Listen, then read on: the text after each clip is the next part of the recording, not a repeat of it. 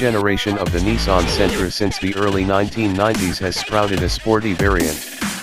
Most of these hot-up small cars have worn the SE-R badge, a name that earned a fair share of credibility after the B13-generation Sentra SE-R captured enthusiasts' hearts, and appeared more than once on C/D's 10 best cars list, thanks to its high fun per dollar ratio.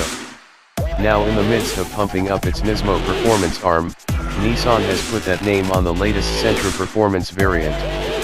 It helps make a connection among all of Nissan's performance-oriented offerings, comprising the Juke Nismo and Nismo Rs, the 370Z Nismo, and the top dog, 600 HP GTR Nismo. But the Sentra Nismo is not a racetrack-slaying, high-performance beast.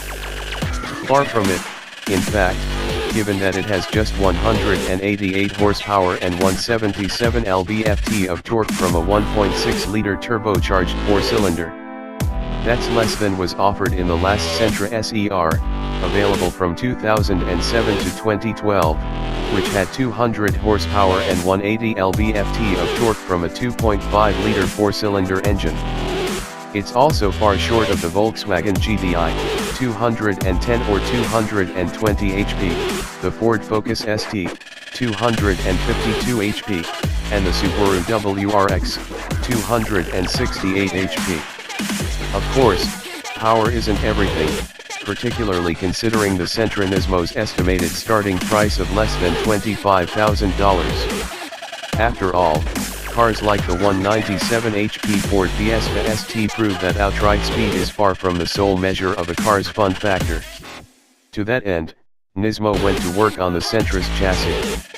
Compared with the identically powered Sentra SR Turbo, the Nismo has a slightly lower ride height, stiffer springs and retuned dampers, additional structural bracing, and 1-inch larger wheels shod with 215/45 R18 Ultra High Performance all-season tires. Summer tires are available as a dealer-installed option. After a quick drive around Los Angeles in the Sentra Nismo, we're pretty convinced that it won't unseat our current favorites such as the GDI. But that's not to say there's nothing to like about the Nismo. The little 1.6-liter engine is zesty enough once on the boil. There's some turbo lag down low in the rev range, but the 6-speed manual has relatively short gearing that makes it easy to keep the engine in the meat of its torque curve. There's also a continuously variable automatic transmission available as a no-cost option. We didn't get the chance to drive a Sentra so equipped, but we can safely say we'd pass on that transmission. We do wish Nismo had gone a bit further with the chassis tweaks. Turn-in could be sharper, and steering feel is nothing to write home about.